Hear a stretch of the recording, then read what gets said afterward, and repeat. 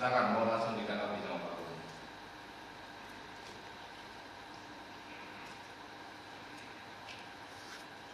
Baik, terima kasih pimpinan rapat. Assalamualaikum warahmatullahi wabarakatuh.